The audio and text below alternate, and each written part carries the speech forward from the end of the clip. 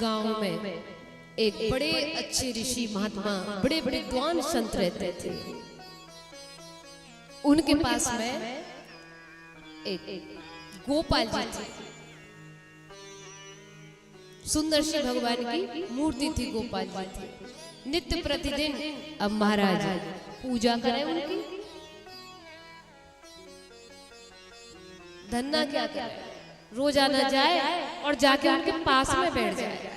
अब उनकी सेवा भक्ति को देखे महाराज नहला धुलाकर बढ़िया अच्छे सुंदर से पोशाक, इत्र, पुष्प, चंदन इत्यादि लगा करके और आराम से पधरा दिया अपने आसन पर। धन्ना भगत को ये वाला भाव और भक्ति बड़ी अच्छी लगी, संत जी की बहुत सुंदर लगी। अब मन को भा गई। और जब जब जब जब वो पूजा करे, जब भी सुबह हो और जल्दी से उठ करके और जल्दी से जाए धन्ना जी, तो संत जी के पास में देखा करें, बड़े निहारा करें कैसी सेवा करते। अरे ये तो बड़े सुंदर बालक है, बड़े अच्छे। वो नहीं जानते भगवान के विषय में, बालक है, समझ नहीं है। आहा, उस भक्ति को देख करके बड़े प्रसन्न हुए। ये जो काम कर रहे हैं उस काम को देख के बड़े प्रसन्न होते हैं। एक दिन संत जी बोले, अब हम तो जा रहे हैं, बेटा आप अपना ख्याल रखना, हम चले। जैसे ही वहां से उस मूर्ति को उठाया, गोपाल जी को वहां से उठाया, धन्ना भगत रो पड़े। कह रहे इन्हें कहाँ ले जा रहे हैं, इनसे तो मेरा बड़ा प्रेम है, इनको मैं नहीं जाने दूंगा। अब संत जी कहते हैं देखो मैं इनकी पूजा करता हूं और आपसे इनकी पूजा नहीं होगी, सेवा नहीं होगी। नहीं, मैं सेवा कर लूंगा, मैं विश्वास देता हूँ मुझे सेवा, मैं जरूर सेवा करूंगा, लेकिन आप इन्हें यहाँ से नहीं ले जा सकते, या कुछ भी हो जाए मैं नहीं यहाँ से जाने दूंगा। अब संत जी भैया अपने गोपाल जी को कैसे दे सकते? बोले नहीं बालक, मैं बिल्कुल नहीं दूंगा, तू कुछ भी कह। बालक बोला तो मैं भी आज तुम्हें यहाँ से जाने भी नहीं दूंगा, या तुम भी कुछ भी कहना, कितनी भी जिद कर। महाराज बालक हट पकड़ गया, मुझे तो यही चाहिए, मैं तो इनकी सेवा करूंगा, मुझे तो ये बड़े अच्छे लगे हैं, मुझे बड़े प्यारे लगे हैं। जैसे तुम सेवा करते हो ना, ऐसे इनकी मैं सेवा किया करूंगा। अब तो ज्यादा हाथ पकड़ी तो संत जी ने पता है क्या क्या किया, एक छोटा सा गोल मोल और पत्थर उठा लाए, वो काले से रंग का। अब ले आए वहां से, उस पे भी बढ़िया तरह से इत्र, पुष्प, चंदन इत्यादि सुगंध आदि सब कुछ लगा करके और महाराज दे दिया, ये लीजिए, ये तुम्हारे नन्हे से वो है, भगवान है, इनकी सेवा करो आप। किसको दे दिया? एक छोटा सा गोल गोल सा पत्थर छोटा सा लाके दे दिया, चंदन लगा दिया, इत्र इत्यादि सब कुछ फूल वूल चढ़ा के और दे दिया धन्ना को, ये तुम्हारे भगवान, इनकी पूजा करना। लेकिन धन्ना कह रहा है नहीं, आप इन्हें ले जाओ, मैं तो जो तुम्हारे वाले हैं ना, मैं तो उनको लूंगा, वो तो अच्छे लगते हैं मुझे बहुत ज्यादा, मुझे वो ही भाते, मैं नहीं दूंगा। अब महात्मा जी बोले आहा बड़ा हटीला बालक है ये तो। घर वाले कहने लगे महाराज ये कैसी आफत आ गई, अब कुछ बेचारे समझते तो है नहीं। अब महात्मा जी ने दिमाग लगाया, अच्छा तो देखो सुनो, ये तो हो गए, बताया कि ये तो जो तुम्हारे वाले हैं ना, ये छोटे वाले, ये तो राजा है, और ये जो मेरे पास में है ना गोपाल जी, ये सिपाही। अब तुम राजा को लेना चाहते हो कि सिपाही को? धन्ना जी फिर कह रहे मैं तो सिपाही को लूंगा, मुझे राजा नहीं चाहिए। अरे बच्चा बड़ा हटीला है। महात्मा जी ने फिर अपना दिमाग लगाया। महात्मा जी बोले अच्छा सुनो, देख लाला एक बात कह रहा हूँ, एक पर राजी हो जाना, मैं जा रहा हूँ, और यदि कभी मैं आया करूंगा ना तो सुन, तेरे जो राजा है ना, तेरे जो राजा भगवान है, वो तो नीचे बैठा करेंगे, और ये मेरे जो सिपाही है ये आकर के आसन पर बैठा करेंगे, मैंने आसन पर आकर के पधराया करूंगा, ये तू देख ले, फिर तेरे वाले इनको नीचे बैठना पड़ेगा। अब तो महाराज बड़ा प्रेम करते थे उनसे, बोले कि अच्छा मेरे वाले भगवान को आकर के नीचे बिठा दिया करेंगे और अपने वाले को आकर के सिंहासन पर बिठाया करेंगे। बोले नहीं नहीं महाराज, नहीं नहीं, मुझे तो बस अपने वाले ही चाहिए।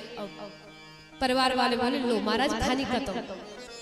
वो अपने छोटे से गोपाल जी को लेकर के संत जी चल दिए, और धन्ना जी को वो एक गोलमोल सा पत्थर लेकर के चंदन वंदन लगा के हाथ में दे गए। अब धन्ना जी क्या किया करे, नित्य प्रतिदिन सुबह उठ करके नहलाए। अब महाराज तिलक की व्यवस्था नहीं है, तो देखिए ये भाव है एक, भगवान को किस भाव से पाया जाए। लोग ये ना कहें कि निश्चित समय घर में मंदिर बनने दो, जब हम सेवा करेंगे वहां जाएंगे, जब सेवा करेंगे यहाँ जाएंगे। इंतजार जो करते हैं वो जीवन में कभी प्राप्त नहीं करते कुछ भी। तो भक्ति में कभी, भगवान की सेवा में, भक्ति में इंतजार तो किसी का करना ही नहीं चाहिए। जैसे बने, जो भी आपके पास में बस वैसे कर दो। धन्ना जी की कैसी भक्ति थी, धन्ना जी के पास में तिलक लगाने के लिए चंदन भी नहीं था, इतना भी समझ नहीं क्या करते बेचारे। एक लाल लाल ईंट, और ईंट को रगड़ करके और थोड़ा सा पानी मिला करके बताओ उसका तिलक लगाया करते थे। ये उनकी अटूट अनन्य भक्ति थी, अनजानी भक्ति थी, जानते नहीं थे। ईंट को रगड़ा, लाल लाल ईंट को, बस उसका ही चंदन बन गया। क्योंकि गुरुजी लगाते थे ना चंदन, पता तो था नहीं किसका है, लेकिन वो ईंट का ही लगाने लगे। ओ धीरे धीरे क्या हुआ, जब कहीं ले जाए तो एक ऐसे ही कपड़े में बांध करके अपने साथ में ले जाया करें। और महाराज खाएं, भोजन करने के लिए बैठे तो पहले उन्हें खिलाए, बाद में फिर खुद स्वयं पाए। एक दिन क्या हुआ, विराजित है धन्ना जी के भगवान जी, पर्दा लगा दिया, धन्ना जी बैठे, कई दिन हो गए पता नहीं भोजन खाते ही नहीं, क्यों नहीं भोजन खाते। महाराज अब तो पर्दा हटा हटा के बार बार देखे, नहीं खाया, फिर पर्दा हटाया नहीं खाया, फिर पर्दा हटाया नहीं खाया, प्रसाद रखा है। धन्ना कह रहे खाओ, आज आपको खाना पड़ेगा, जल्दी खाओ, जल्दी आओ, खाना पड़ेगा आपको। नहीं खा रहे। धन्ना जी कहते हैं एक बात बताऊं मैं तुम्हें, बातें कर रहे हैं उस पत्थर से। जब मैं खाना नहीं खाता हूं ना, देखो आपने भोजन छोड़ दिया, आपने खाया नहीं, और जब मैं कोई थाली में भोजन छोड़ता हूं ना, तो मेरी मैया क्या करती है, मेरी मैया मुझे मारती है, मार लगाती है मुझ में कि भोजन छोड़ते नहीं है। मन तो ऐसा कर रहा है कि मैया वाला काम मैं आपके साथ में करूं, लेकिन ये मुझे मेरे गुरुजी ने बताया नहीं है कि ये काम मैं आपके साथ में कर सकता हूं कि नहीं कर सकता हूं। वाह, कितना भोला भाला भाव है धन्ना जी का। हट करके बैठ गए, महाराज बैठ गए, बोले जब तक आप आज ये प्रसाद या भोजन ग्रहण नहीं करोगे तब तक मैं भी एक अन्न तक खा नहीं सकता। ये उनकी जिद थी, हट थी। यहाँ जिद के सामने, उस भक्ति के सामने हार गए भगवान। भगवान कहीं नहीं, भगवान अपने भक्त के सामने झुकते हैं। सिर्फ साक्षात रूप में उस पत्थर से श्री नारायण भगवान जी का प्राकट्य होता है। धन्ना बार बार चरणों में गिर जाता है, चरण पकड़ लेता है, और साथ में बैठ कर के भोजन खाते हैं। अब क्या हुआ, अब तो गाय चराने के लिए धन्ना जाते हैं जंगल में। जब धन्ना गाय चराने के लिए जाते हैं तो वो साथ में ले जाता है। भगवान कहते हैं धन्ना अब ऐसा करो, आप अपने घर पर जाकर के आराम से विश्राम करो, मैं तुम्हारी गैया चराऊंगा। और ये गाय चराने का काम तो हमारा बहुत पुराना है, बहुत पुराने से रहा है, हमें तो बड़ा आनंद आता है गैया चराने में। वाह धन्ना जी की भक्ति के लिए प्रणाम। यहाँ आज देखिए भगवान धन्ना की गायों को चरा रहे और धन्ना जी आराम से घर पर सो रहे। वो कह रहे तुम मेरे सखा हो ना, तुम मेरे मित्र हो ना, इसलिए मेरा कर्तव्य बनता है। सखा जैसा भाव रख लिया भगवान से धन्ना जी ने। एक दिन गुरुजी धन्ना जी के पास में चल के आए हुए गुरुजी। गुरुजी कह रहे आकर के, और भाई धन्ना कहिए तुम्हारे राजा भगवान का कैसा हाल है? बोले बढ़िया है, अच्छे है, गैया चरा रहे। गुरुजी हंस जाते, बोले अब भी ये नाबालिग है, इतना बड़ा हो गया लेकिन अब भी इसमें कोई इतनी समझ नहीं है। जो भी आता है मुंह पे बस बोल देता है, इससे सही और गलत का ज्ञात नहीं है अभी। ए बोला सही से बता क्या है कैसे? बढ़िया है, अच्छे से सेवा करता है ना? बोले सेवा करता हूँ आपसे गाने गैया चरा रहे हैं, वो मेरे साथ भोजन भी करते हैं, खाना भी खाते हैं, मैं भोग लगाता हूँ तो आते हैं पाने के लिए महाराज। सारी बातें जब धन्ना ने गुरुजी को बताई तो गुरुजी बोले, मन में सोचने लगे भाई इतना झूठ तो नहीं बोल सकता, कोई न कोई तो कारण है। धन्ना जी बोले तो मैं दिखा के लेके आऊं अपने भगवान को, मैं अपने मित्र को, अपने सखा को? बोले हाँ चलो। जहां गाय चल रही थी वहां पर पहुंच गए। बोले तुम और एक वृक्ष की आड़ से खड़े हो गए गुरुजी। अब धन्ना को तो दिखाई दे लेकिन गुरु को दिखाई नहीं दे। और भगवान सिर्फ अपने भक्त को ही दिखाई देते, ना कि किसी अन्य को। अब तो कहा कि गुरुजी ने कहा कहाँ है तुम्हारे भगवान, हमें तो यह दिखाई दे नहीं रहे। तो बोले अरे देखो वो दौरी गाय है ना, उसके पास में खड़े तो है, खड़े हैं वहां पास में, तुम्हें दिखाई क्यों नहीं देते? मुझे तो खूब दिख रहे, तुम्हें क्यों नहीं दिख रहे? अरे भैया मुझे नहीं दिख रहे। अरे तुम्हारे नेत्र है कि नहीं गुरुजी? अरे देखो सामने देखो। अब गुरुजी की वो हालत होती, वो दृष्टि होती, गुरुजी ने भी धन्ना की तरह प्राप्त किया होता, ऐसा भाव होता तो गुरुजी को भी दिखते, गुरु को नहीं देंगे।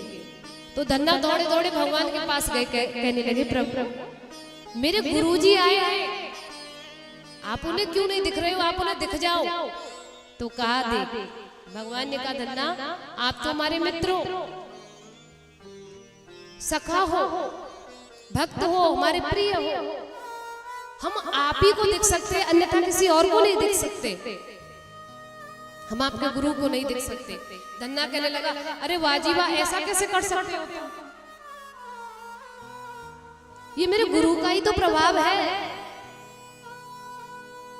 जो आपका और मेरा आज दोनों का मिलन हुआ है, ये मेरे गुरुजी की कृपा है। ना ही गुरुजी वो मुझे पत्थर देकर के जाते हो, ना ही मैं प्रेम से उसमें से आपको प्रकट कर पाता, मैं तो भोला भाला एक सादा सा बालक था।